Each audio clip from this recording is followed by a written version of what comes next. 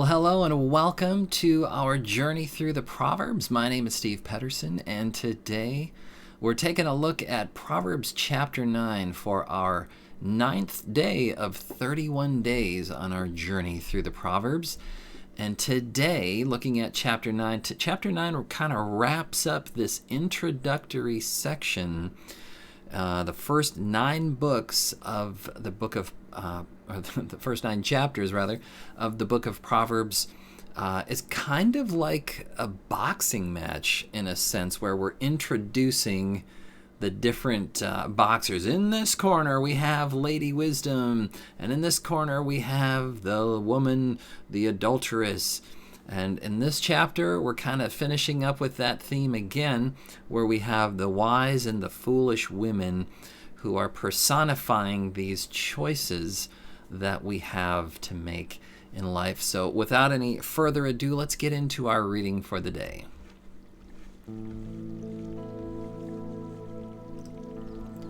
Proverbs chapter 9 and verse 1 says, "Wisdom has built her house. She's carved out her 7 pillars. She has prepared her meat. She has mixed her wine. She has also set her table.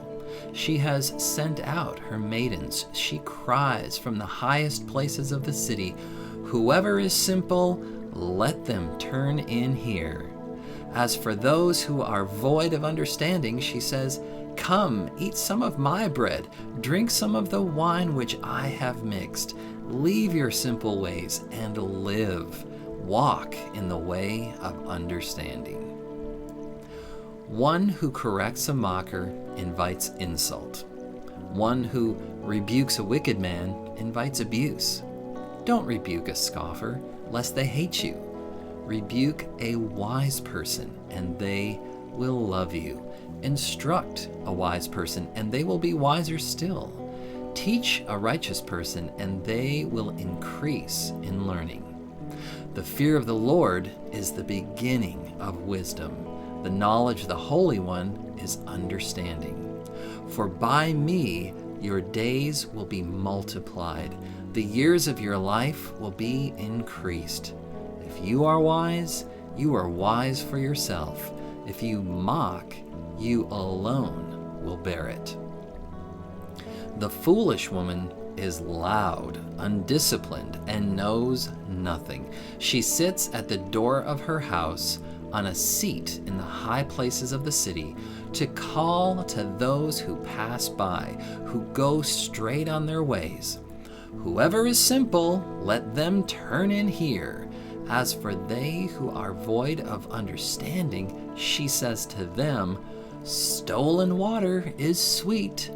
Food eaten in secret is pleasant.'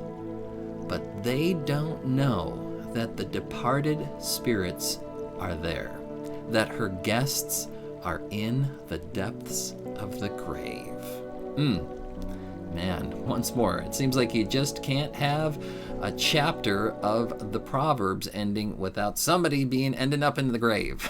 So, anyhow, things are laid out clearly here before us. Wisdom has laid it all out on the table. She's held nothing back, and she has sent you and me an invitation. And I love that it's an invitation. It's not a coercion. She's not trying to manipulate us. She's just simply put out an invitation. And the words of this chapter kind of remind me of Isaiah 55, chapter 55, verse 1, where it says, "Come, all you who are thirsty, come to the waters, and you who have no money, come, buy and eat. Come, buy wine and milk without money and without cost." Now, I'm not sure how you can buy things without money and without cost, but those words kind of reminded me, and it's a very famous passage in Isaiah 55. And who knows, maybe Isaiah got that idea and those words kind of hearkening back to the words of Solomon here. But what's interesting is that the foolish woman here in this chapter seems like she can only use deception, because really nobody in their right mind would want what she has to offer. It's such an incredible picture that, they don't know that her guests lie in the depths of the grave. Such a powerful image. In verse 17, she says, "Stolen water is sweet. Food eaten in secret is pleasant."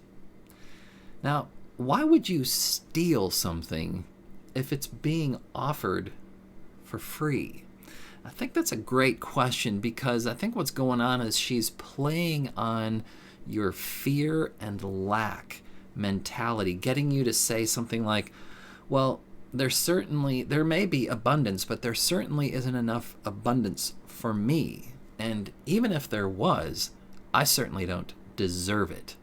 So I better go take this offer to steal what I can't get or what I don't deserve on my own. And this happens when we want instant gratification.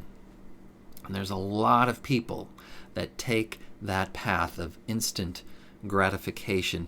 And that's why my my affirmation for the day is, I choose the path less traveled. I choose the path less traveled. You may remember that from that very famous poem, but I chose the path less traveled by. So that's my affirmation for the day.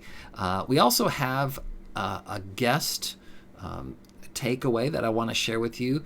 Antoinette from Chicago, Illinois writes in, and she says of Proverbs chapter 9, verse 10, which is, "The fear of the Lord is the beginning of wisdom, and knowledge of the Holy One is understanding." That's her verse, and this is what she has to say.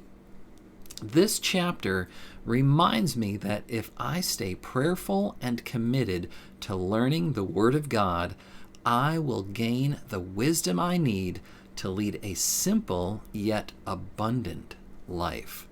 I'm also reminded to stay disciplined and make good judgments, and not to let foolishness deter me from reaping the rewards that God has for me." I love that. And her affirmation for this chapter is, "I will be disciplined and make good judgments." I love it. Well, thank you so much, Antoinette from Chicago, for writing in and sharing your takeaway and your affirmation with the rest of the community here.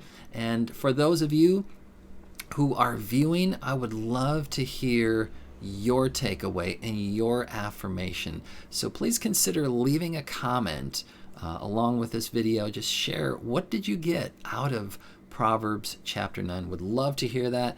And I want to thank you so much for joining me and joining the rest of us here for our look at Proverbs chapter 9. If you have any questions at all, please feel free to reach out.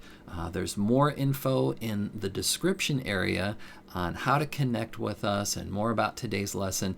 But for now, I'll let you go. So long, and enjoy the rest of your day. Take care.